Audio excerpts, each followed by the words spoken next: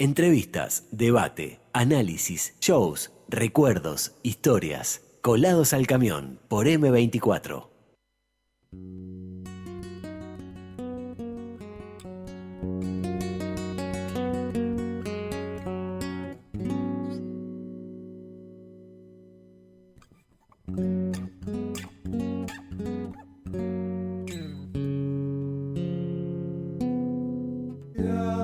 En la noche era un abrazo de despedida, te ibas de mi vida, te atrapó la noche, la oscuridad traga y no convida, quede a la deriva. Tal vez fue un derroche, los sentimientos más bendecidos flotan como hilos. Te ves en la noche con aquel beso desconocido que se fue contigo. Te abracé en la noche, era un abrazo de despedida, te ibas de mi vida, te atrapó la noche, la oscuridad traga y no convida, quede a la deriva. Tal vez fue un derroche, los sentimientos más bendecidos flotan como hilos, te ves en la noche. Cortina musical para el espacio, así llamado aparte, el espacio de Nicolasa, que es como una cosa que parece muy vaga, pero que intenta ir de lo general a lo concreto, a lo puntual. Y en este caso es, ¿cómo le podríamos llamar al espacio de hoy? ¿Cuál sería el título? Política en carnaval, el vínculo Sí. entre la política y el carnaval. Y los vinculamos y tenemos quienes dicen que son la misma cosa.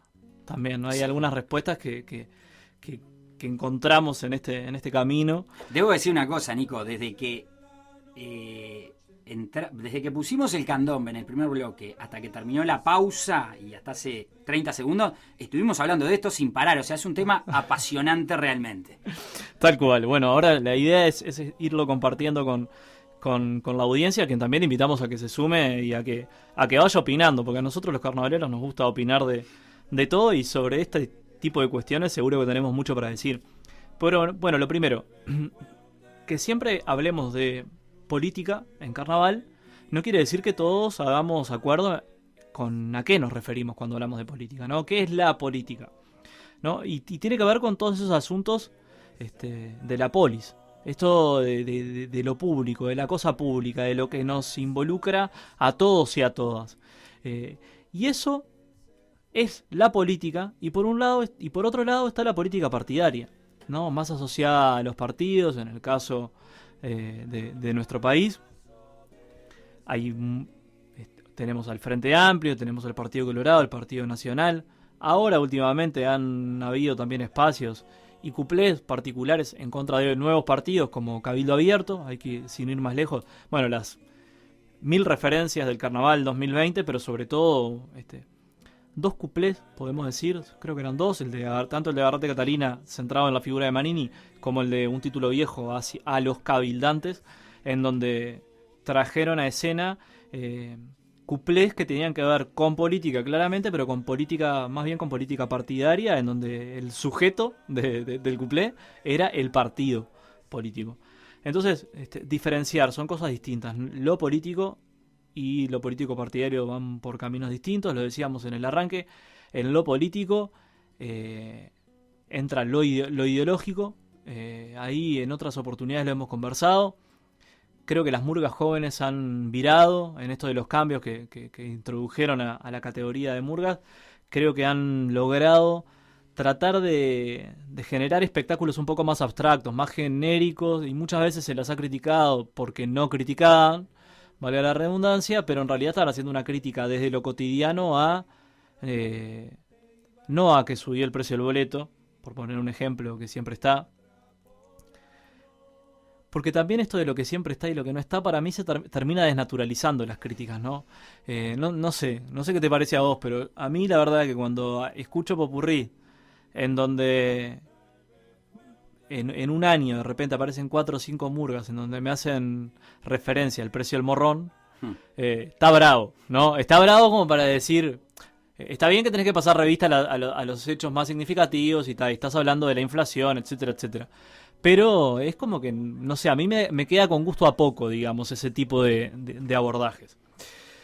Pero bueno, yo creo que ahí las murgas jóvenes las murgas de estilo joven ya no son jóvenes, Sí. y ya siguen pasando los años, nosotros no los vemos, tuvimos un carnaval que no fue, y ya están seguro que más grandes, pero nos proponen otro tipo de enfoque, una mirada un poco más sistémica, que tiene la complejidad de que muchas veces eso, uno tiene que saber leer a qué está haciendo referencia, y eso hace que muchas veces se genere una desconexión entre lo que propone la murga y lo que recibe el público, porque también lo desafía intelectualmente. A ver, eso es un dato de la realidad. Muchas veces hablamos de las murgas jóvenes y los tappers. Yo creo que los tappers se han ido abriendo, y capaz que si antes era un tapper de la marca Tupperware, digamos, Sí. muy sofisticado, que era difícil entrarle, ahora ya estábamos en la de... El de Crufi. El de Crufi. Ya estaba en el de Crufi, en donde es mucho más fácil, más accesible para los montevideanos, para las montevideanas. No solamente los que van al carnaval, sino los que lo miran por la tele. Y también es un lujo que se pudieron dar y que se pueden dar las murgas, de complejizar en cierta medida los espectáculos, porque lograron también que socializaran con el carnaval colectivos que por lo general no estaban vinculados al carnaval. Entonces también se dan ese lujo, porque sobre todo el fenómeno murga joven lo analizamos cuando hicimos la columna en verano, digamos. Viene también había mucho público universitario, digamos, mucho murguista universitario que en algunos casos tenía la experiencia del tablado durante su infancia, y en otros casos se enteró porque en el gremio o en el espacio de la facultad estaban organizando una murga y le pintó. O yo creo que ahí también hay un tema muy importante, que yo creo que el impacto ahí de Contrafarsa o de Pitufo hizo que se acercaran un montón de personas a la murga, también a través de los talleres de los cuales fueron protagonistas varios de ellos, que lograron que se involucrara y que socializara con carnaval un montón de gente que hasta ese entonces no lo hacía. Pero bueno, carnaval y política y cultura. Yo decía en el arranque que había trabajado con algunos proyectos académicos de carnavaleros. A ver, en este caso concreto, Joana Biomercati, tuve el gusto de conocerla hace muchos años. Ella estuvo tratando en estas jornadas de investigación de la Facultad de Ciencias Sociales, tratando de analizar las murgas en la era progresista, y ya desde el arranque plantea un capitulito que es la murga en las fronteras entre la política y la cultura, y tiene algunas citas de otros autores que me parece que son importantes como para enmarcar esto, ¿no? Dice: participar de una misma cultura o compartir una identidad cultural no significa que las personas estén de acuerdo necesariamente en asuntos específicos. Solamente quiere decir que poseen un entendimiento similar sobre cómo funciona el mundo. Y esto me parece que es importante a los efectos de la discusión política, de la discusión de política que vamos a dar después. Porque cuando uno va a una murga, lo importante es que uno entienda de lo que está hablando.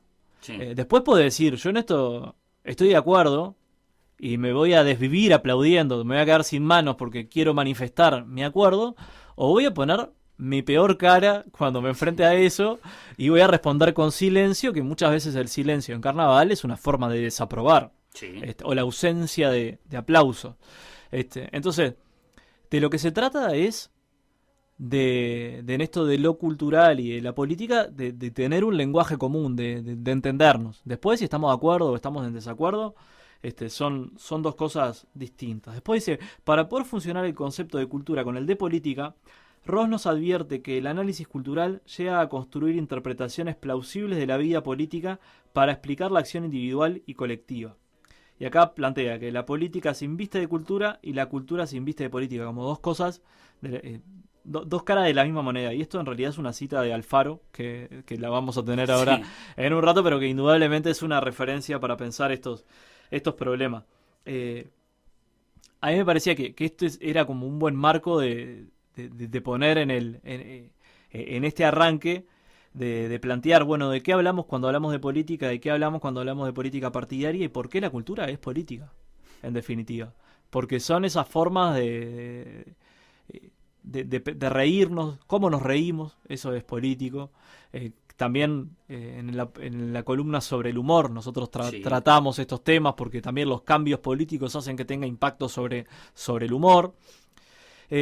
¿Cómo fueron cambiando los carnavales? Ahora nosotros hablamos del carnaval, pero a lo largo de la historia hubo muchas formas, ¿no? Cuando uno se remonta al siglo XIX, por ejemplo, había un componente mucho más lúdico en el carnaval que capaz que nosotros también lo hemos vivido. No, yo por lo menos no lo he vivido, pero sí he tenido conversaciones de repente con veteranos que nos planteaban, bueno, de cómo eran los carnavales antes, ¿no? Y cuando hablan de antes, hablan de la primera mitad del siglo XX y reivindicaban este componente de lo lúdico, ¿no? La guerra de agua, como la careta, esto de cambiarse, hasta esa cuestión más...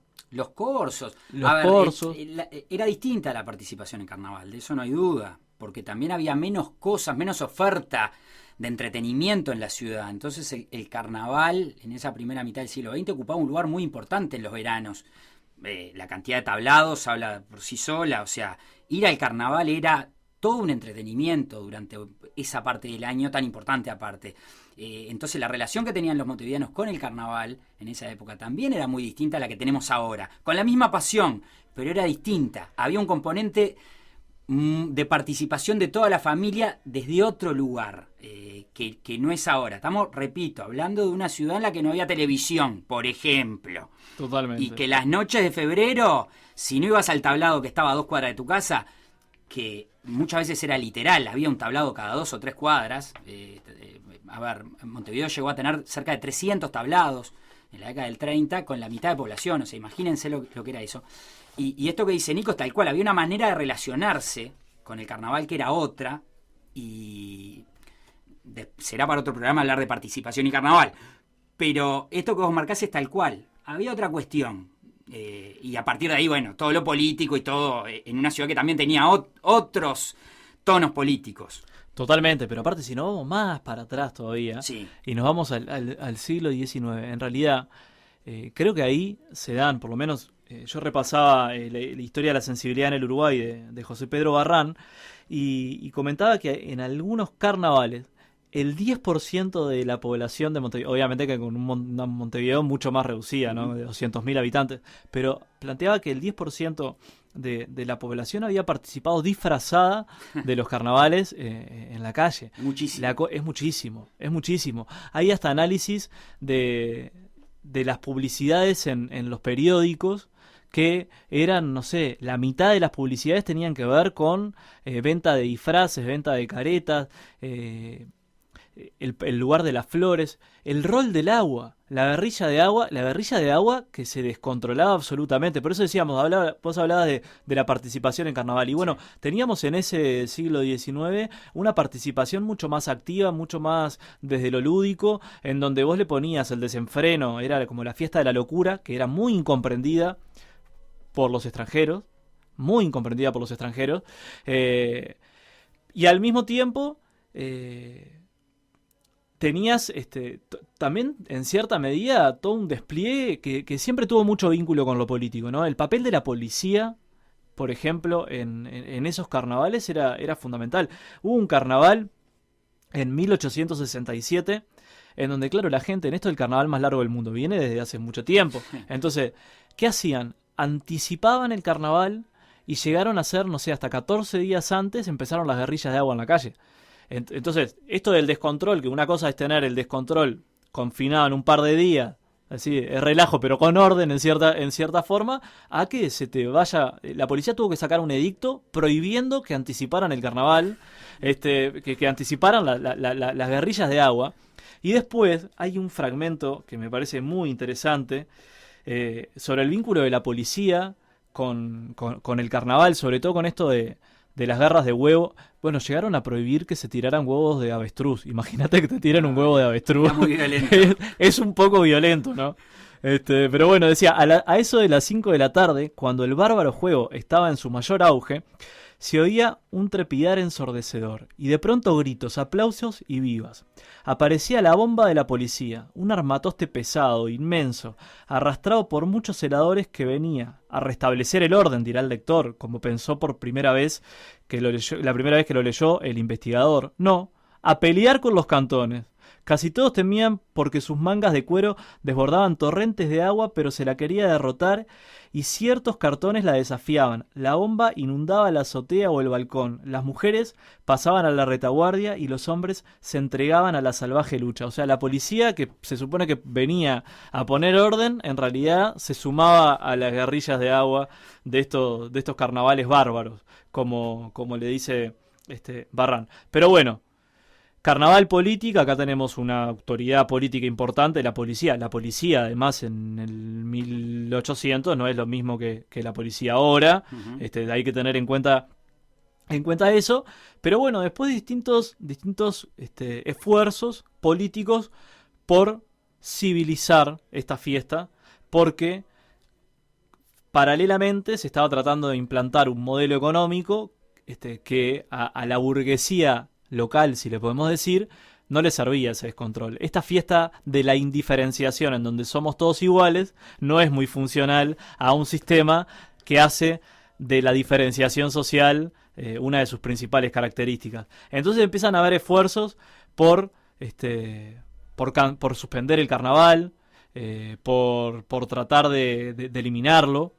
Ahí, no sé, cuando uno se pone a leer esto, empieza a encontrar que el vínculo que tienen muchas calles de Montevideo, digo esto para los oyentes, el vínculo que tienen muchas calles de Montevideo con el carnaval. Por ejemplo, José Yauri planteando que el carnaval debía dejar de existir porque era una fiesta bárbara. Sí, una vergüenza para una parte de la sociedad. Que era una vergüenza. vergüenza. Después empiezan a dar, que esto también es importante, cómo esta indiferenciación de las clases sociales durante el siglo XIX empiezan a generarse como dos carnavales distintos, en donde hay un carnaval para las clases altas que se empieza a desarrollar de repente en el Solís, y después en otros clubes para otras clases sociales. Pero me parece que es interesante como para decir, bueno, esto de la fiesta, el vínculo con la política, con las clases sociales, nos fuimos para el 1800. Pero después lo que pasa es que el Estado, y no te quiero adelantar nada, digo, no te quiero quemar nada, pero la mejor forma de controlar algo, ¿cuál es?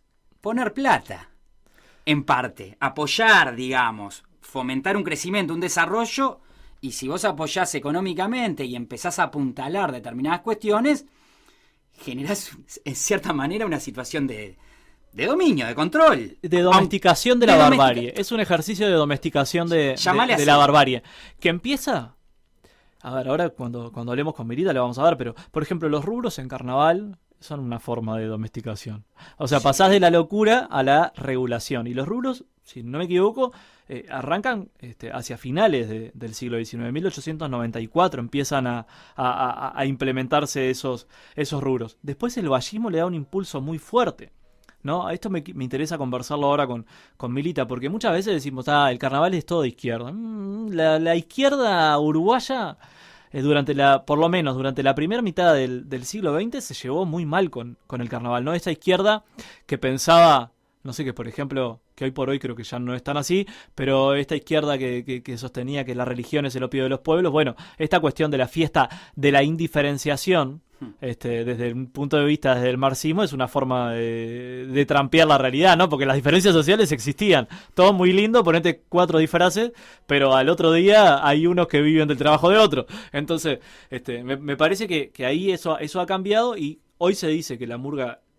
habitualmente es de izquierda, pero en aquel momento el Partido Nacional realizaba esta misma acusación a que las murgas eran vallistas. Y hubo desde el primer vallismo un fuerte impulso hacia el carnaval, sobre lo que, bueno, trataremos de conversar en los minutos que siguen. Vamos a escuchar un poco de música, así lo dejamos respirar a Nico. Justamente, hablando de derechas y de izquierdas, vamos a compartir un fragmento de Cayó la Cabra 2019, el cuplé La Derecha.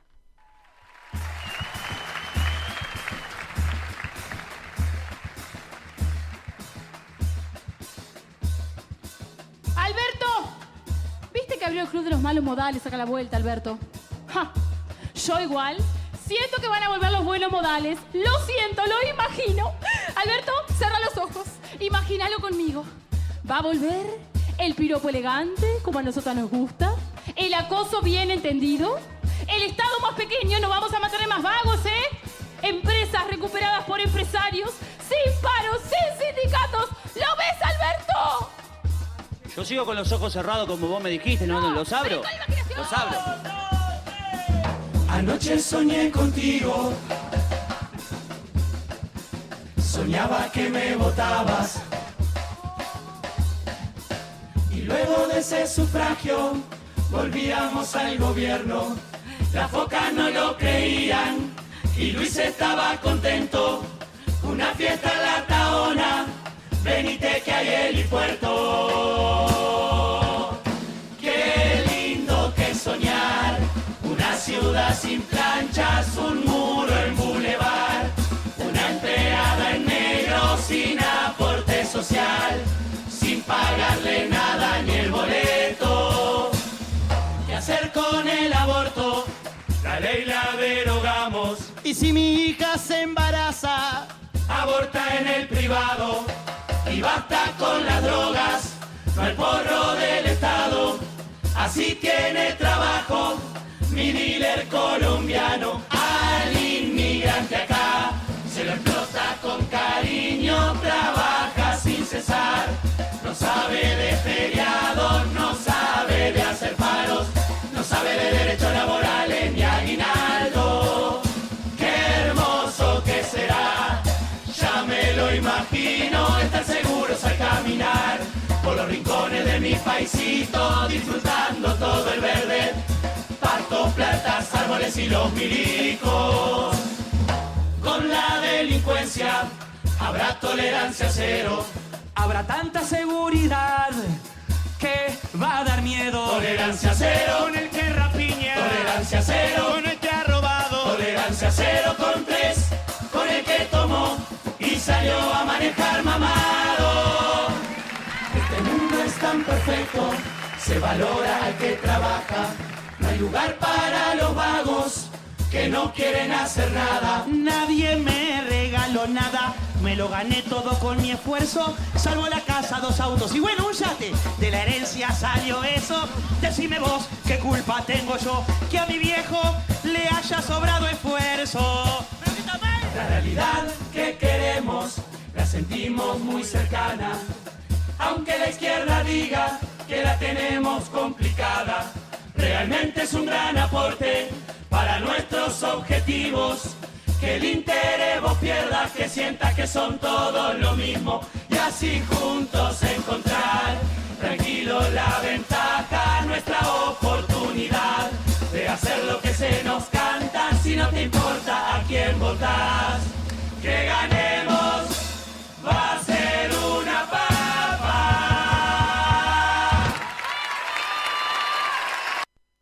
Estamos escuchando a Cayó la Cabra con este cuplé de La Derecha del Carnaval 2019. Estamos, como le gusta decir a Nico, problematizando un tema que es el de carnaval y política, política y carnaval, más centrado en las murgas. De repente nos fuimos para atrás. Nico tiene mucho material desplegado arriba de la mesa y mencionamos varias veces a Milita Alfaro, a quien tenemos en línea en este momento. Milita es investigadora, docente, una de las personas, podríamos decir, que ha estudiado el carnaval montevideano con mayor rigor, que ha generado mayor cantidad también de publicaciones, y la verdad que es un gusto siempre estar en contacto con ella. ¿Cómo andás, Milita? Buenas noches. Bárbaro, buenas noches. Un gusto para mí charlar con ustedes. Acá Laza te estuvo mencionando bastante, ¿viste? No quiero que se me ponga tímido ante la presencia de la profesora. No, y yo tampoco, no me quiero achicar, a ver si estoy a la altura, a ver en qué andan, cuéntenme. Seguro que sí. Bueno, Milita, buenas noches. Muchas tal, gracias Nicolás? por este espacio. Estábamos intercambiando sobre el vínculo entre carnaval y política, ¿no? Claro. Tratando de hacer alguna diferenciación en el arranque, en el marco de lo que es la política y de lo que es la política partidaria. Y Claro. cómo desde la política, o también particularmente desde la política institucionalizada en el Estado, se ha tenido un vínculo con el carnaval. Entonces, Sí, claro. tratando de partir, digamos, utilizando como disparadores los prejuicios, por decirlo de alguna manera, o los clichés en carnaval, hablábamos de, bueno, la murga en particular le hace los mandados, siempre está la acusación de que le hace los mandados a tal o a cual.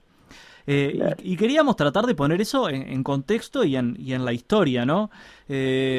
Es verdad que se dice que la murga hoy por hoy está muy asociada con la izquierda, y si lo llevamos a lo político partidario, podemos decir que con el Frente Amplio, pero el vínculo de la izquierda con el carnaval no ha sido el mejor, por lo menos, según tenemos entendido, durante la primera mitad del siglo XX.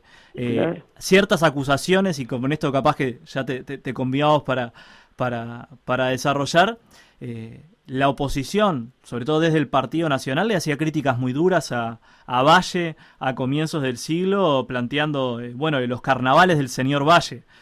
Hacías referencia vos por alguna nota. ¿Cómo vivís, cómo pensás este vínculo entre carnaval y política y los cambios a lo largo del tiempo? Claro, porque es un tema que es muy complejo porque tiene muchas puntas. Porque habría ahí como que diferenciar. Una cosa es el discurso de las agrupaciones, y cuando digo agrupaciones digo a propósito porque uno, claro, generalmente identifica el comentario de actualidad y la crítica política con la murga, pero eso está presente en los carnavales montevideanos del siglo XIX con una fuerza total. Cuando todavía nadie hablaba de murga, ya los montevideanos y las montevideanas estaban mirando la política y comentándola desde la perspectiva justamente del carnaval. Entonces, bueno, esa politización del carnaval es un ingrediente, es una dimensión absolutamente, creo que clásica en todos los carnavales, ¿no? Es decir, la simbología del carnaval tiene esa cosa de, en fin, el denunciar al poderoso, el de criticar los abusos del poder, en fin, hay una simbología que en términos generales remite a eso, pero eso que uno lo encuentra en casi todos los carnavales, como que entre nosotros ha tenido todavía una proyección muchísimo mayor, porque somos tradicionalmente una sociedad muy politizada. La pasión político-partidaria es una cosa que está presente en casi todos los órdenes de la vida de los uruguayos y las uruguayas. Entonces, bueno, digo, obviamente en carnaval eso también ha estado. Entonces, bueno, ahí hay todo un tema muy interesante, pero ¿qué pasa? También uno se dice, bueno, pero si el carnaval sale a acusar, a denunciar, es decir, el poder, entonces el carnaval es, digamos, muy peligroso, muy subversivo, muy transgresor, muy peligroso para el orden establecido. Y vos sabés que no, que eso no es así, porque el carnaval, que es tantas cosas, digo, por algo justamente, es ese mundo de la inversión donde cabe una cosa, pero también cabe su contrario. Esa visión también, es decir, convive con el hecho de que carnaval y oficialismo no tienen por qué ser términos antagónicos, y no han sido a lo largo del tiempo, salvo en momentos, bueno, muy particulares, ¿no? Es decir, pensemos en lo que fueron los carnavales de la primera mitad de los 80, ¿no? Es decir, con una sociedad enfrentada a lo que era la dictadura y todo lo demás. Pero si no, es decir, en la larga duración, uno encuentra como que el poder ha tenido el Estado, además el Estado uruguayo es un Estado muy inteligente, muy sabio, que ha sabido lidiar con el carnaval, más allá de sátiras y de críticas políticas y de todo lo demás.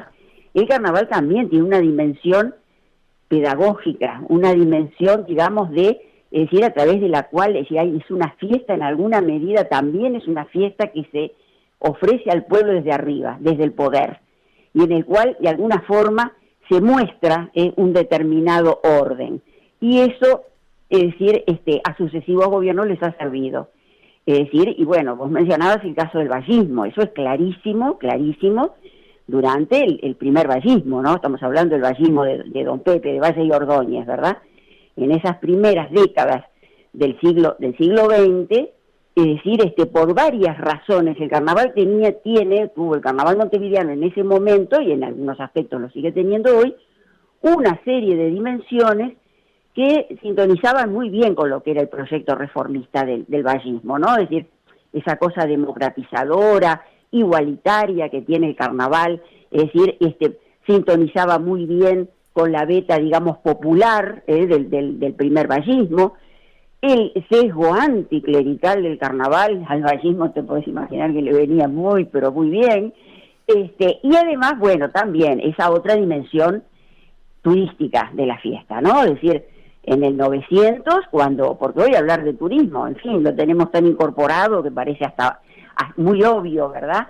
Es decir, pero en el 900 para nada. Valle y Ordóñez fue en ese sentido un visionario, quizás sus políticas fueron las primeras que impulsaron la idea de un Montevideo ciudad balnearia, tratando justamente de atraer turismo de la región, obviamente, y fundamentalmente de la Argentina. Pero lo cierto es que en todos los veranos llegaban miles y miles y miles de porteños, o de argentinos en general, pero sobre todo de porteños, que venían a pasar el verano en Montevideo, y eso desde el punto de vista económico servía mucho, ¿verdad? Y entonces el carnaval era también como el momento, la frutilla de la torta, ¿verdad? Toda esa temporada veraniega a la que se la animaba con una cantidad de eventos y que, en fin, regatas, bailes, funciones teatrales, etcétera, etcétera, etcétera. Bueno, en febrero llegaba el carnaval y era como el momento culminante de eso, toda esa temporada, ¿verdad?, de verano. Y entonces también por ese lado el vallismo tuvo, es decir, hubo un diálogo y una comunicación extremadamente fluida, una conexión fortísima entre carnaval y vallismo. Y eso también determinó que la oposición política, que fundamentalmente en ese momento la podemos identificar con el Partido Nacional, viera esa fiesta, que era poco menos que una fiesta, no diré que oficial, pero casi, es decir, eso, explica la aversión que de alguna manera el Partido Nacional tuvo por ese carnaval al que denominaba los carnavales del señor Valle, ¿no? Sí, una relación con el carnaval que se mantuvo después del Partido Nacional a lo largo del tiempo. De hecho, hoy en día... El Partido Colorado, por supuesto, después se mantiene, es decir, en el 900 surge, digamos, una especie de esquema o de formato para la fiesta, es decir, que después se va a mantener y que en buena medida subsiste todavía hoy. Es decir, muchísimas de las cosas, las políticas que se siguen aplicando respecto del carnaval, tienen 100 años, o más de 100 años, ¿verdad? Es decir, ahora, evidentemente, con los cambios y permanencias que suponen 100 años que han pasado. Pero, ahí nace un formato de fiesta donde el papel del Estado es absolutamente clave.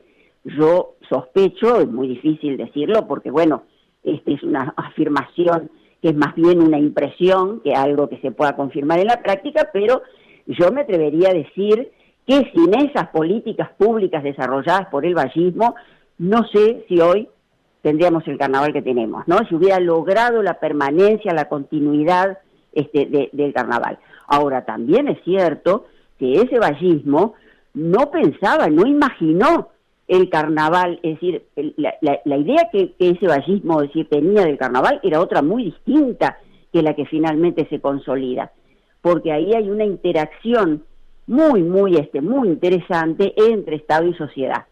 Es decir, y cómo el Estado, que de pronto imaginaba una fiesta distinta, más a la europea, una fiesta jugada a los grandes desfiles el 18 de julio, a las grandes iluminaciones, a los grandes carros alegóricos, los gigantones, todo eso que se miraba en el espejo de Niza y que era maravilloso y que además tenía justamente ese componente turístico tan fuerte, eso era lo que el Estado quería.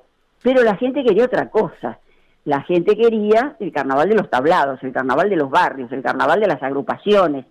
Y entonces el Estado fue lo suficientemente dúctil e inteligente, es decir, como para no dejar de lado su proyecto. Los desfiles siguen existiendo todavía hoy, en una versión, por cierto, muy menor, muy empequeñecida de todo aquello, pero siguen existiendo, pero tuvo la inteligencia de incorporar, es decir, percibió, supo ese olfato, ¿verdad?, para ver la fuerza que tenía ese carnaval popular y de alguna manera incorporarlo y aprender a lidiar con él, a pesar de que algunas de sus aristas no eran las que más lo entusiasmaban.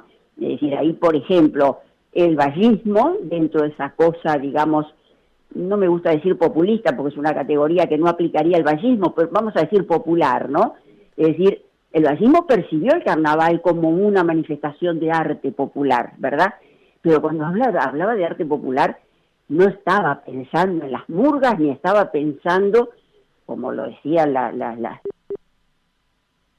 Ahí la perdimos a Milita, a ver si podemos retomar el contacto con ella. Muy interesante, obviamente, lo que está planteando, ¿no? Y esa convivencia entre el Estado y el carnaval en un momento muy conveniente.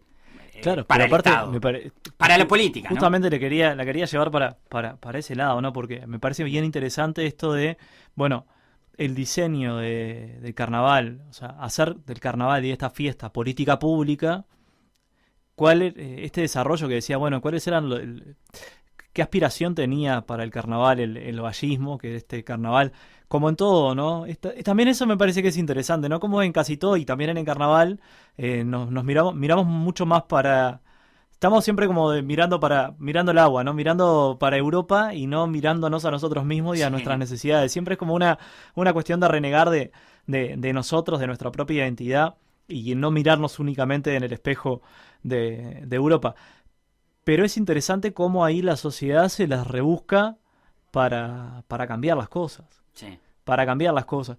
Entonces, quería también profundizar, y ahora ya tenemos a Milita, en esto del cambio y del interjuego entre el Estado y la sociedad, del carnaval que se quería desde el Estado. Quizá, sobre todo pienso en la primera mitad del siglo XX, ¿cuáles fueron los cambios y cuáles fueron esos eventos importantes y significativos que se tomaron desde el Estado en esto de transformar el carnaval en política pública, tratando de virar un rumbo que se estaba teniendo, esto de cumplir con sus aspiraciones? ¿Cuáles son como los eventos más importantes en materia de reglamentaciones del carnaval? Claro, como que coexisten, conviven esas dos vertientes. Por un lado, bueno, todo lo que tiene que ver con el programa oficial de las fiestas, que son los desfiles, que además ahora, bueno, es el desfile inaugural y punto. En cambio, en aquel momento eran desfiles que se extendían por una semana o 15 días en diferentes barrios, en las grandes avenidas y todo lo demás. Eso es una faceta clave, porque además la gente acompañaba todo aquello, los desfiles, todo Montevideo se volcaba a 18 de julio, el día de desfile, con el desfile de las agrupaciones, de los carros, de los cabezudos, etcétera, etcétera, etcétera, y junto a eso, el carnaval de los barrios, que tenía un poco su epicentro en el tablado, ¿no? Y ese tablado donde nacen, no por iniciativa del Estado, sino por iniciativa de las comisiones de tablado, de las comisiones barriales. Bueno, ahí nacen los concursos, ahí nacen los rubros, ahí nacen las categorías, es decir, donde se juntaba del barrio entero a ver a las agrupaciones, por supuesto de todas las categorías, naturalmente las murgas, pero bueno, las comparsas de negros, las trupes, es decir, en fin, todas las categorías que existieron a lo largo de nuestro carnaval, y ahí, bueno, las concursaban, cada tablado tenía su propio concurso. Es decir, épocas en Montevideo que había cientos de concursos, había un concurso oficial, por supuesto, es decir, el Estado finalmente organiza su propio concurso a imagen y semejanza de los concursos barriales. Y ese es el concurso oficial, incluso donde los premios también son más importantes y todo lo demás desde el punto de vista, digamos, económico, ¿no? Pero cada tablado, en momentos en que los tablados se contaban por decenas o por centenas en todo Montevideo, tenía su propio concurso con un jurado integrado por la comisión del tablado, y donde todas las noches las agrupaciones, en fin, concurrían, concursaban, y sacaban o no sacaban premios. Si sacaban premios, cobraban los pesos adjudicados al premio, y si no sacaban premio, no cobraban nada. Esto es toda una historia que después va a tener sus derivaciones, los reclamos que los carnavaleros van a hacer para decir, no, bueno, si queremos cobrar al bajar del tablado, qué premios ni qué premios. Entonces, bueno, eso va a dar lugar en el año 52 al nacimiento de DAECPO y toda esa historia. Pero bueno, coexistiendo esas dos modalidades, que de las cuales evidentemente, si uno dice, bueno, ¿cuál es la que finalmente se consolidó y adquirió mayor proyección? Bueno, la que gira en torno justamente a eso que nace como el Carnaval de los Barrios y que hoy tiene su expresión en lo que es el concurso oficial y todo lo demás, ¿verdad? Porque el desfile, yo creo que a esta altura es más un acto burocrático que otra cosa, ¿no? Sí, salvo el de llamadas, ¿no? Que también es algo instaurado desde el Estado, que por supuesto, mantuvo su fuerza y hasta cierto crecimiento, si lo miramos desde determinado lugar. Por supuesto, el desfile de llamadas, que nace en el año 56, que por supuesto durante toda la primera mitad del siglo XX no existe, y que de repente, es decir, hay esa iniciativa, en la que seguramente nadie pensó que iba a adquirir después la dimensión que adquirió, pero bueno, hay un año que surge esa iniciativa por parte de uno de los ediles que forma parte de la Comisión Municipal de Fiestas, que era Óscar Larraura, es decir, que plantea esa posibilidad de un desfile exclusivo de comparsa de negros en su contexto habitual, ¿no? Que era el Barrio Sur y Palermo y tal.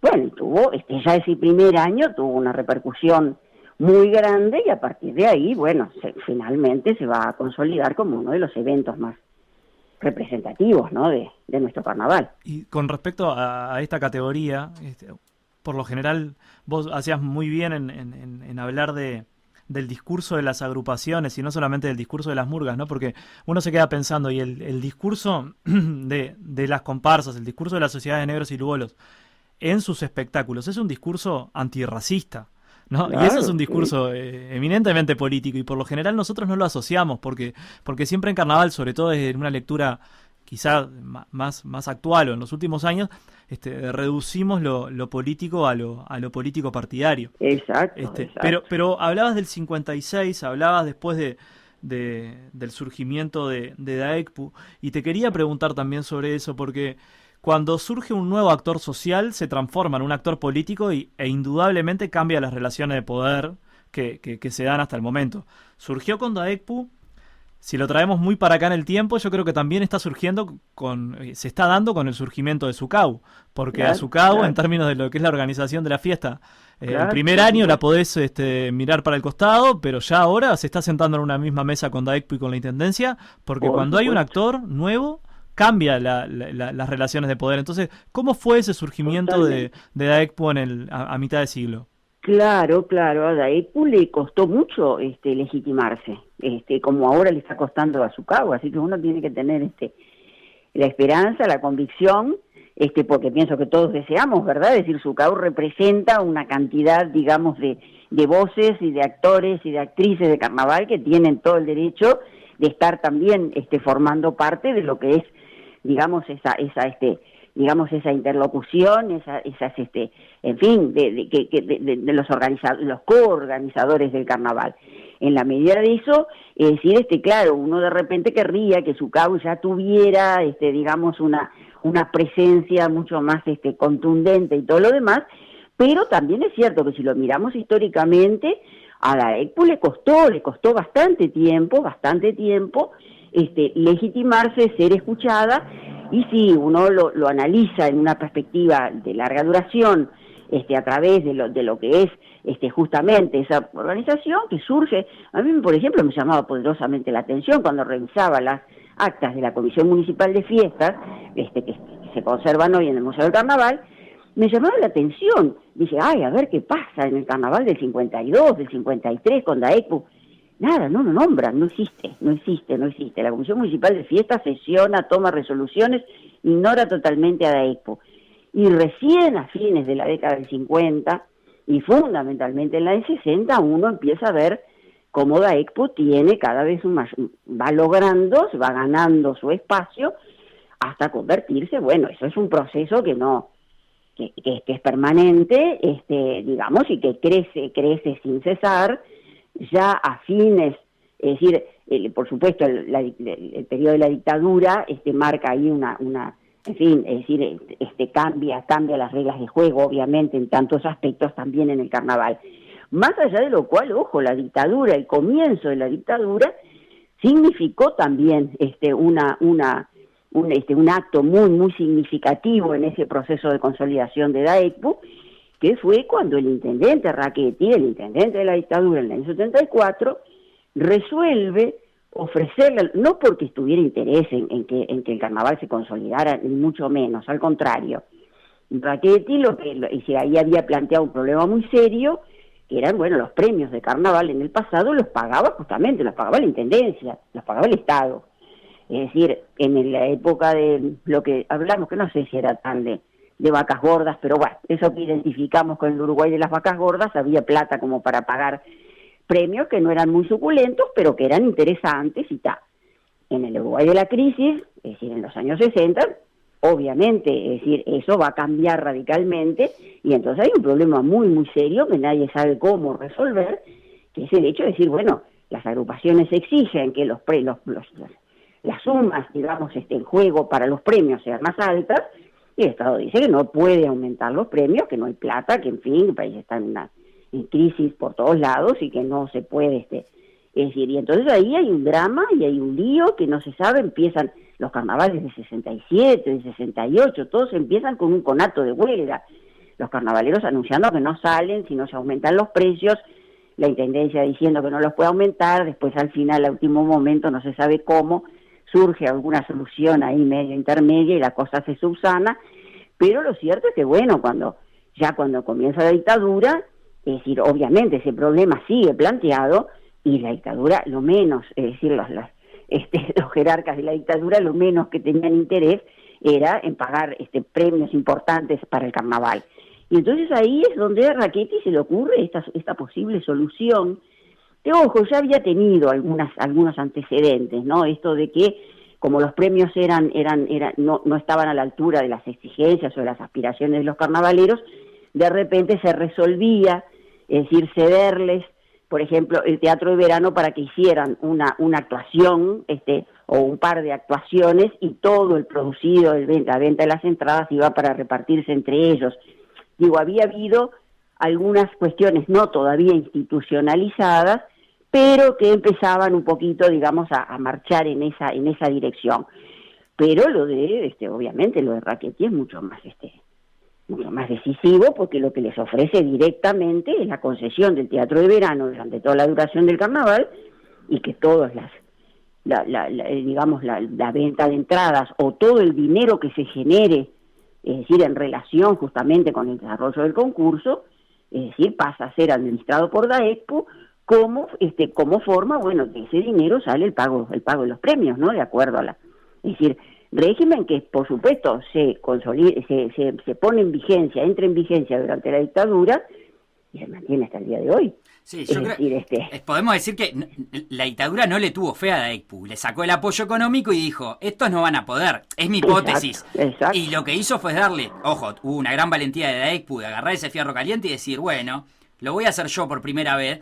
Exacto. Y le dio un poder enorme al final, mérito de DAECPU, ¿no? Exacto, dicen que la asamblea duró 3 días, es decir, las posiciones estaban muy encontradas, entre los que decían, es lo que hay, si no agarramos esto es nada, y los que decían, no, ni locos, nos podemos por nosotros poner a administrar un teatro, que andás a ver, en los líos que nos metemos terminamos todos presos, porque, en fin, los carnavaleros, es decir, saben hacer lo suyo, pero les parecía como que era un compromiso el que asumían, una responsabilidad que tenían miedo que los sobrepasara, ¿no?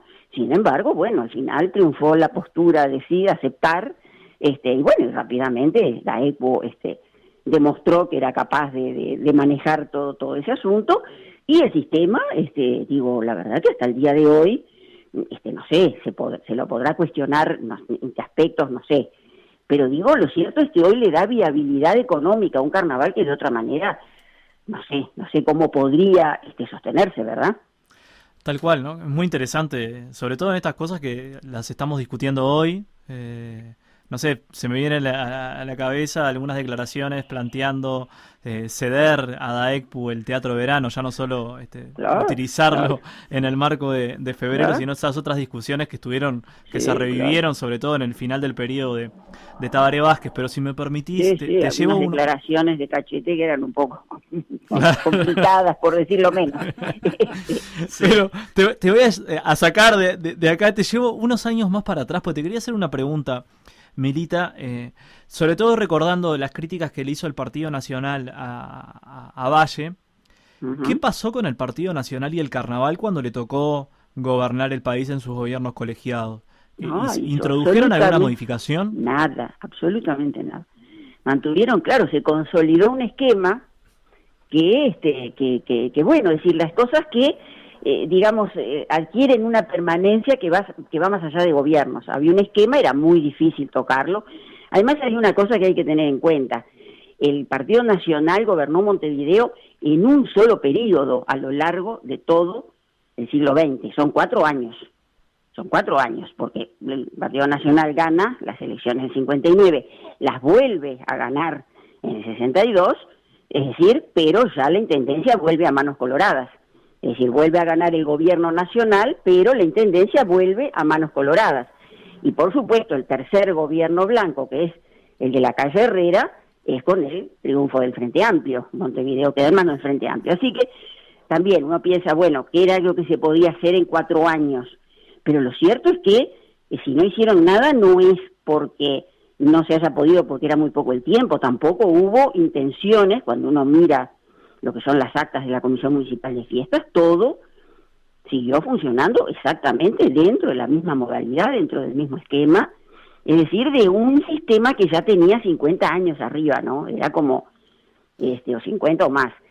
La única cosa que yo noto, es decir, ahí sería muy largo y a lo mejor no está previsto entrar en tanta, pero lo cierto es que son esa época ahí de fines de los 50, es un momento de una gran, de muchos conflictos entre lo que son todavía las comisiones vecinales que arman tablados en las esquinas de muchos barrios de Montevideo, y lo que es esa exigencia de DAECPU de cobrar de sus actuaciones, de acuerdo a un caché que obviamente era también muy superior a lo que podían ser los premios que se ofrecían en los tablados y todo lo demás.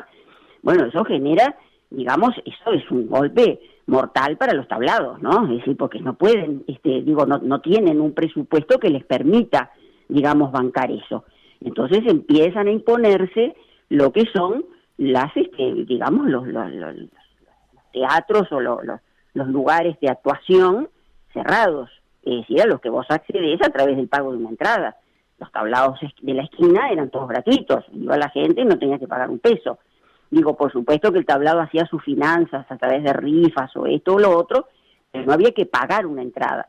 Como si iba a empezar a decir, durante todo un tiempo coexisten los tablados de barrio, como pueden, más o menos, coexisten con los tablados con recinto cerrado donde pagas la entrada. Y ahí hay hay muchos conflictos, donde el Estado asume y hace todo lo que puede por mantener los tablados gratuitos, los tablados de barrio. El Estado se juega, incluso subvenciona esos tablados para que puedan seguir funcionando y todo lo demás. Llegó un momento que el asunto no, es imposible, digo, la plata que eso significaría, y finalmente los tablados barriales se van a terminar. Pero son momentos en los cuales, por ejemplo, ahí la figura de Dalton es una figura clave.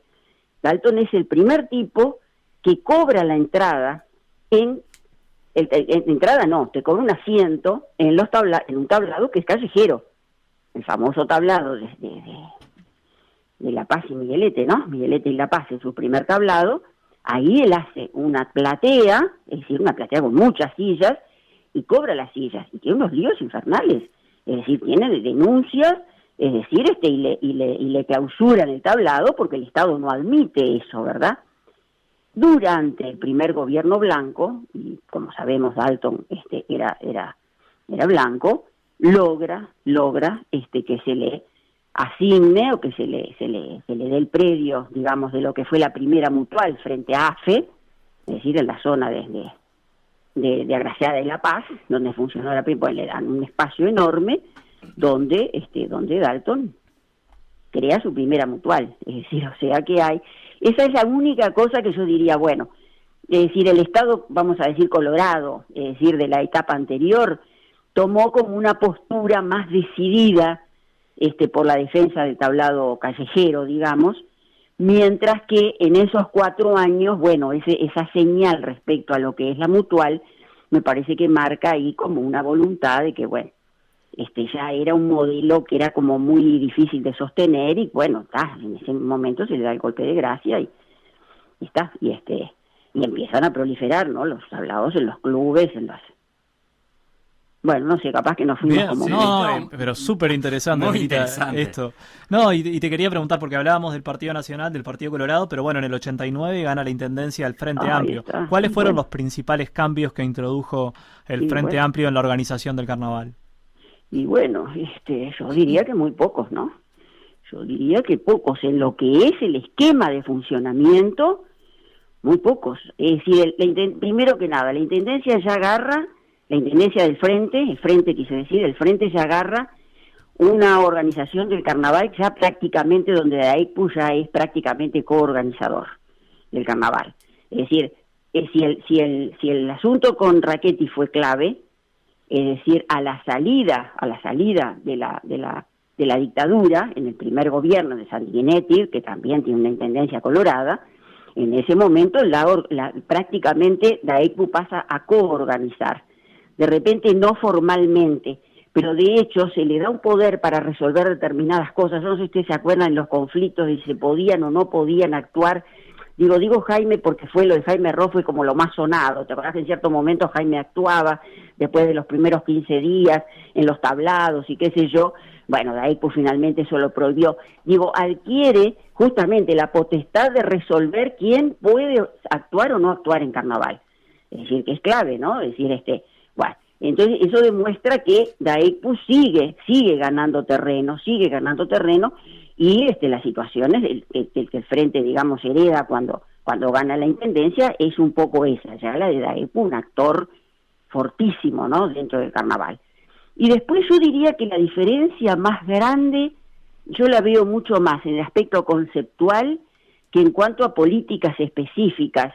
En el aspecto conceptual yo diría que la diferencia está en que la izquierda, que por supuesto mantuvo ese interés por la dimensión turística del carnaval, que sigue estando presente hasta el día de hoy, pero a eso le sumó, es decir, el concebir al carnaval como una manifestación de cultura popular, que era una cosa que antes, es decir, el asunto era el carnaval, era el interés turístico y punto. La Intendencia genera políticas específicas para promover al carnaval como manifestación de cultura popular. Eso creo que es una línea, es decir, a marcar. Pero después, en cuanto a muchas otras políticas, por ejemplo, todo el asunto de las políticas respecto de los escenarios populares, es decir, la subvención de los escenarios populares a través justamente del pago de 3 de los conjuntos que actúan y el escenario se hace cargo del cuarto y todo lo demás, eso es copiado exactamente de lo que se creó en la década del 20, subvencionando, claro, en aquel momento no se subvencionaban actuaciones, porque los tipos no cobraban la actuación, se subvencionaban los premios. Había 20 tablados en todo Montevideo que los premios los pagaba el Estado. Y bueno, y uno lo compara y dice, bueno, sí, claro, eso que se pasaron 100 años, capaz que alguna diferencia encontrás, pero en última instancia el mecanismo es el mismo. Y, digamos, de alguna manera inspirado en el mismo interés de promover justamente, es decir, porque aquellos, al igual que los escenarios populares que hoy están en determinadas zonas de Montevideo, que se supone que de pronto no puedan tener acceso a ver carnaval, digamos, en el circuito, digamos, de los grandes escenarios y de lo demás, bueno, esos tablados en la década del 20 también estaban ubicados en zonas estratégicas que abarcaran barriadas populosas, gente de bajos recursos, etcétera, etcétera, etcétera. O sea que en ese sentido, bueno, después sí, pueden haber cambios, yo qué sé, no sé, el asunto, por ejemplo, últimamente con el tema de las reinas, que se trató justamente de generar un concepto diferente, que no privilegiara lo que era la belleza de la mujer en ese concepto un poco, digamos, pero yo diría que en cuanto al esquema de organización, básicamente es el mismo, ¿no? Me parece a mí, ¿no? Es recontra interesante y cada tema que tocamos contigo abre puertas. Esto ya te digo, Milita, que esa cuenta de más como siempre. Yo te voy a hacer la última, te voy a traer más acá, por donde arrancó un poco esta charla con Nico, y te saco de lo estructural y te llevo más a lo que pasa arriba del escenario. ¿Cómo has visto en ese sentido la relación entre los conjuntos de carnaval y la postura de los conjuntos y la izquierda en los últimos 20 años, claro, en este siglo XXI? ¿Cómo has visto? ¿Se le hacen los mandados a la izquierda? ¿No se lo hacen? ¿Se critica? ¿No se critica? ¿Cuál es tu postura? Sí, no, yo creo que quizá hubo un cierto desconcierto ahí en el primer momento cuando, no respecto de la intendencia, cuando gana la intendencia, digo, porque en última instancia uno en general no critica las políticas municipales, lo que se critica es el gobierno, es decir, nacional, y ahí, bueno, estaba la izquierda en la intendencia, pero había paño para rato para darle a blancos y a colorados, y además eran épocas que estaba también muy, muy presente todo el tema militar y todo lo demás. Ahora, yo creo que el triunfo del Frente Amplio ahí, capaz que Carnaval 2005, 2006, hubo una cierta cosa que yo la miraba con mucha preocupación, porque creo que esa crítica de mirar, como dicen, criticar sin mirar a quién y qué sé yo, me parece que es un ingrediente no solo muy tradicional y muy lindo de nuestro carnaval, sino que es muy saludable. A mí me parece que una sociedad que es capaz de mirarse a sí misma con humor y con sentido crítico, me parece que eso nos hace bien.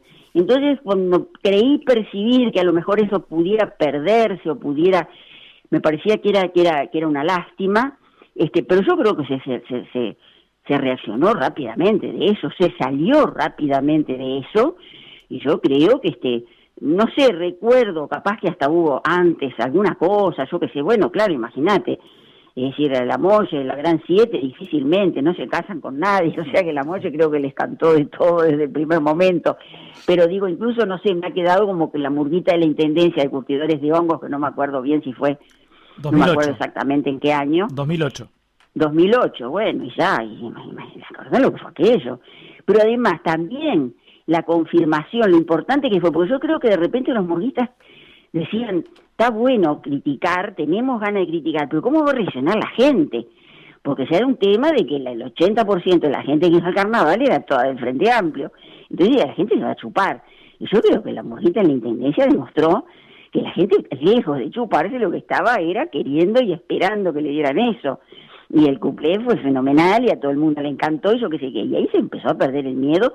Y yo creo que hoy se critica sin pelos en la lengua. Yo qué sé, digo, me parece a mí que hay una crítica.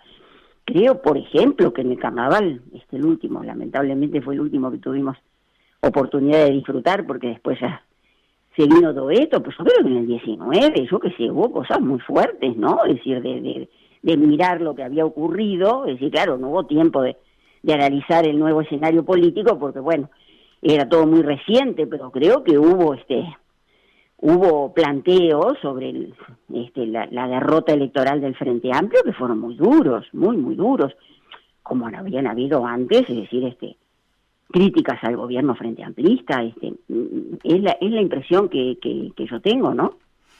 Milita, gracias por este rato, y te repito, esa cuenta de más. Te estaremos molestando. Cuando quiera, no sé, yo, claro, uno lo mira en esa perspectiva histórica y todos estos temas, porque creo que hablan hablan del carnaval, pero hablan de la sociedad y hablan de toda una dinámica que tiene que ver con un proceso histórico, qué sé yo, y no sé si es el interés de la gente entrar en estas cosas, pero si a ustedes les parece que sí, yo a la orden, cuando quieran. Por supuesto que es el interés nuestro, esto da para verlo desde distintos lugares, y creo que tiene una riqueza tan grande, a alguno le divertirá más o menos, de los que esté escuchando, pero da para mucho el tema carnaval.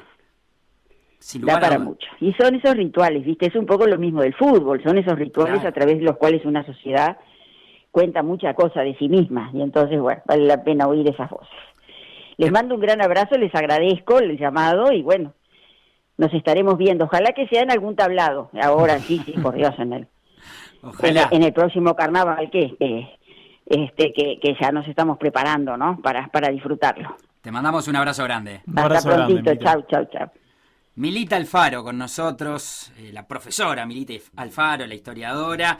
Aporta, pues claro, ha leído tanto, y no solo lo específico de carnaval, sino la historia del Uruguay, porque acá lo importante no es solo la lectura de lo concreto de carnaval, sino tener el conocimiento de la globalidad para tirar hipótesis, para relacionar lo que pasaba concretamente en carnaval con lo que pasaba en la sociedad. Y entonces es muy interesante, por lo menos para nosotros. Por acá me escribía gente también que estaban escuchando con muchísima atención lo que decía Milita.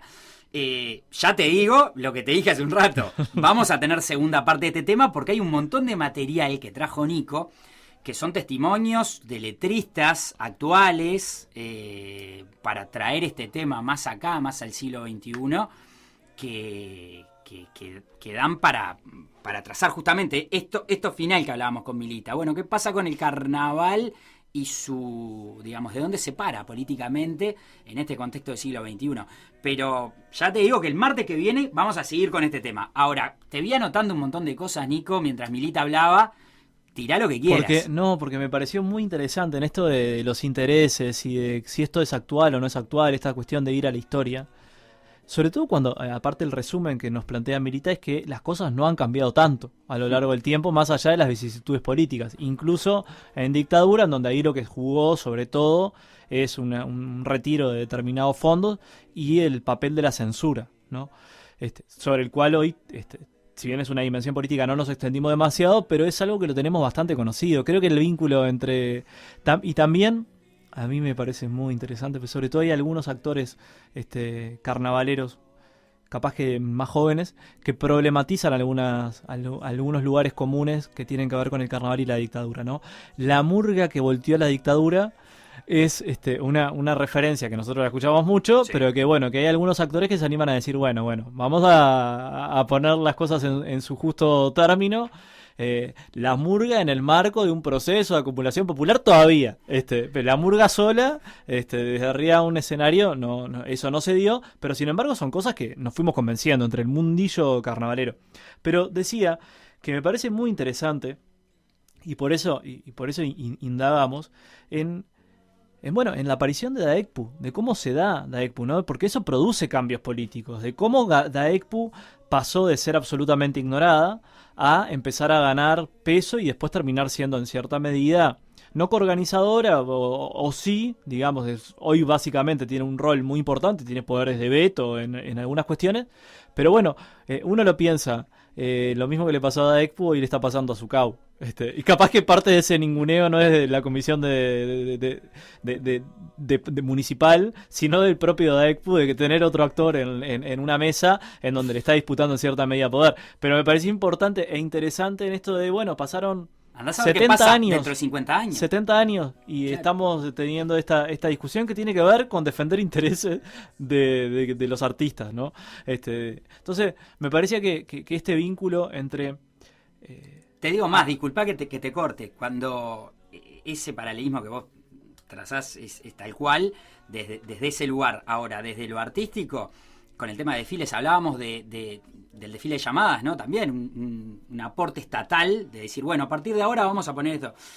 Y ahí puede pasar lo mismo, tal vez no con esa fuerza, pero no lo sabemos con el desfile de escuela de samba, que es algo que también desde el Estado... Un día se dijo, bueno, acá hay algo que está pasando, que tiene una impronta social muy fuerte en algunos barrios, vamos a darle un lugar, vamos a darle un día para desfilar, y eso legitima, y están pasando un montón de cosas con el desfile de escuelas de samba, que por más que a la mayoría no nos llega, porque viste que el carnavalero es como que tenemos el chip de ir para otro lado, pero hay ahí una intención del Estado de darle vida a una corriente, que no sabemos en qué va a terminar dentro de 50 años. Capaz que somos testigos del nacimiento de algo que se transforma en una de las patas fundamentales del carnaval para adelante. Pero digo, está bueno porque parece que, a veces parece, y lo decía Milita, que cambió mucha cosa y no cambió nada en algunos lugares. Y en otros parece que no pasa nada, pero parecen cambios. Tal cual, no, y aparte me parece interesante el que en esto de diferenciar la política de los discursos y de las formas, ¿no? Porque muchas veces nosotros discutimos sobre política y carnaval porque analizamos el cuplé de tal cosa. Sí. Ahora, ¿cómo se organiza carnaval? ¿Quiénes determinan qué tipo de carnaval tenemos? ¿Cómo lo tenemos? ¿Quiénes son los actores? ¿Quiénes son los que definen? Eso hace a la discusión política. Y sin embargo, las ventajas del poder, en general, es que no se advierte, ¿no? De que es un dato, es parte de lo obvio, de lo que no se discute, y en realidad son cosas de las que, si queremos hablar de carnaval y política, tenemos que ponernos a discutir de quiénes son los que definen qué carnaval tenemos, quiénes son los que definen qué carnaval queremos, el lugar de los artistas. Ahora hay toda una, de los últimos años a esta parte, hay un planteo que es profundamente político que tiene que ver con la cuestión de género, ¿no? Es decir, bueno, ¿dónde están las mujeres en la organización de la fiesta? ¿Se incorpora una perspectiva de género para pensar este carnaval montevideano que nosotros tenemos? Pues digo, le pongo el adjetivo de montevideano para traerlo, porque muchas veces nosotros tenemos aspiraciones de carnaval nacional y en realidad por la tele llegaremos a un montón de uruguayos y uruguayas, pero esta no deja de ser una fiesta de nuestro departamento que está, digamos... ahí tiene un rol muy fuerte en nuestra intendencia en esta organización y también en esto, yo pensando también en este espacio y en esta columna, trataba de articular bueno, ¿cuál es el peso de Montevideo en el carnaval? Y se me venían un montón de canciones, un montón de cuplés, cómo se vincula. Esto es para otra futura columna, pero el papel del territorio y el carnaval, ¿no? Ese vínculo entre lo barrial, que tiene que ver con el tablado, pero tiene que ver con esa identidad, con esa cosa que se vive en el barrio y que forma parte del ADN carnavalero. Ese es un tema divino porque aparte este país tiene condiciones demográficas muy particulares. Y acá pasa algo que no pasa en el resto del mundo, que es que el carnaval es el carnaval de un país. En todos lados los carnavales fuertes son de una ciudad. Es el carnaval de Río, el carnaval de Bahía, el carnaval de Venecia, el carnaval de Barranquilla, yo qué sé, el carnaval de Oruro, el carnaval de Nueva Orleans, el carnaval de donde quieras, es una ciudad. El carnaval de Cádiz. Acá le decimos carnaval del Uruguay y nadie lo cuestiona.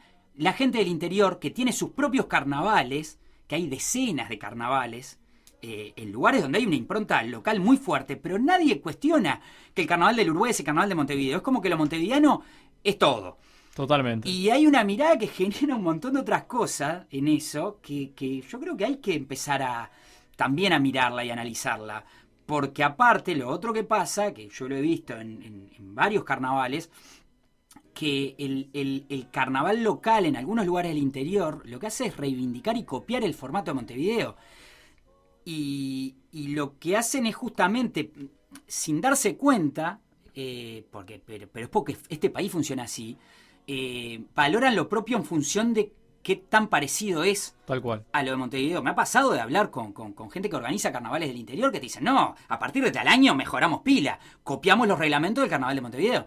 ¿Se entiende? Entonces hay la otra mirada, la contraparte es que nosotros de repente pensamos en el carnaval de Artigas y decimos, eso en realidad no tiene nada que ver con el Uruguay. Claro, que es una mucho más parecido, es una copia pero del de Río. Claro, no lo reconocemos naturalmente por un tema de piel como un carnaval nuestro, cuando es un carnaval nuestro. Y nos ponemos el balde en la cabeza en esa cuestión de no reconocer la diferencia como una riqueza. Lo que es diferente, no, déjalo allá. ¿Desfile de escuela de samba? No, eso no es carnaval. ¿El desfile de Artigas? No, eso no es carnaval uruguayo. Sí, loco, son uruguayos los que hacen eso. Viven de esa manera y viven en Uruguay. Y les gusta lo brasilero. ¿Viste? Es como si un día hubiéramos dicho, no, candombe no, porque bueno, son negros, es lo africano y que se queden allá. Nosotros solo... Digo que a veces, incluso en estos ámbitos donde se supone que los que estamos en cuestiones culturales somos muy abiertos, no, somos recontra cerrados y nos creemos que somos abiertos, lo cual es mucho más peligroso. No sé qué ibas a decir, te corté ahí, Nico, pero es un tema precioso también para hablar. Lo que sí te tengo que reconocer es que me dijiste esto no va a entrar en un programa y lo cumplimos. Sí, Ciertamente quedaron, le pedimos disculpas a todos quienes prestaron testimonio porque van a quedar todos para el martes que viene. Sí, muy buenos testimonios, repasemos. Tenemos testimonios de Gonzalo Riquero, de Meterio que son pasteles. También la idea es irme echando estos testimonios con cuplés, con canciones que pongan críticas al gobierno, críticas que tengan que ver con la política arriba de la mesa. Tuvimos el testimonio de Jimena Márquez, hay que recordar la gran muñeca 2013 del Uruguay Natural, polémico. Una crítica al gobierno, yo creo que muy bien hecha también. Y a un discurso de lo está bueno ambiental. escuchar ese cuplé hoy. Sí. A ver con el peso que se le cayó a la murga, a ver quién tenía razón, ¿no? No, porque eso es algo de lo que también planteaba Jimena. Tenemos a Emiliano Bermúdez de Cayó la Cabra. Hacía referencia a la participación de la murga en las campañas, que si bien no eran campañas político-partidarias, eran campañas políticas, que fueron la campaña de No a la Baja y la campaña de No a la Reforma, y alguna anécdota de cómo le respondió la gente en algún lugar. Y tuvimos también a Mateo Magnone de La Mojigata, es otra de las murgas que nos pareció interesante traer a este intercambio. Son todas murgas de perfil joven, podemos decir, por más que hay murgas que tienen muchos años, pero porque en definitiva son las que en cierta medida mejor encarnan esta crítica. Fueron menos dubitativas a la hora de criticar particularmente al gobierno del Frente Amplio y algunas de sus políticas. Capaz que las que tenían una tradición más frente amplista fueron las que se quedaron más desacomodadas en el principio. Tenía un libreto, algo decía Milita en el último tramo de su intervención. Araca Lacana 2005. Imagínate Araca Lacana transformada en murga oficialista. Somos mayoría, pero llegó el día y no sé qué cantarte. Hablando del desconcierto en 2005, ese año de inflexión, en donde algunas murgas, las murgas pueblo, como podemos decir, creo que fueron las que más les costó volver a criticar. Capaz que les llevaba un par de años. Hacíamos referencia hoy a la murga de la Intendencia del 2008. Son 3 años después de que el Frente Amplio gana el gobierno nacional. Pero le hace una crítica a un gobierno departamental en donde también es interesante cuando nosotros hacemos un correlato entre el tipo de crítica que se hace y las encuestas de opinión muy cuestionadas. Sí. Pero cómo son las encuestas de opinión en general y las críticas que se hacen en Carnaval, porque muchas veces son coincidentes. No es lo mismo la aprobación de la intendencia de Ehrlich en ese 2008 que la aprobación, no sé si lo quisiéramos comparar ahora con esta gestión en donde vienen manejando niveles de aprobación que eso es muy distinto. O sea, es mucho más difícil, uno tiende a pensar, ¿no?, en esto de qué es lo que estará esperando el otro y qué es lo que puede resistir el otro me refiero al público carnavalero. Era mucho más fácil quizá pegarle a la administración Ehrlich en aquel momento, en aquel 2008, que una murga que se anime hoy a pegarle a la administración de Carolina Cose, que está manejando niveles de aprobación del 60%. Pero bueno, si lo empezamos a cruzar las críticas con los niveles de aprobación de las encuestadoras, vamos a encontrar cosas interesantes. En el 2003, y con esto no molesto más, pero en esto me parece que era fundamental, porque decíamos que el año 2003 fue un año muy duro con la gestión del gobierno de Valle. Sí, y muy duro con Valle. Plena crisis, ¿no? O sea. Exacto. En el 2000, vamos a ver quiénes aprobaban la gestión de Valle entre julio y septiembre del 2002, un 11%. En octubre y diciembre baja a un 9% y en enero y marzo del 2003, o sea, en pleno carnaval, quienes aprobaban la gestión del presidente Valle eran un 5% de los uruguayos y uruguayas. ¿Cómo el carnaval no va a haber sido durísimo con él, con estos números arriba de la mesa? Vamos a cerrar este espacio escuchando a Los Pasteles, un fragmento, el bla bla del Carnaval 2020. Nico, segunda parte de este Carnaval y Política. Vos sabés que hasta tengo miedo, que ya estoy viendo que va a haber una tercera parte, porque sé todo lo que tenés ahí guardado. Nos vamos a venir más para el siglo XXI. Nos vemos el martes que viene. Nos vemos el martes que viene con más información y muchas más viñetas también para compartir.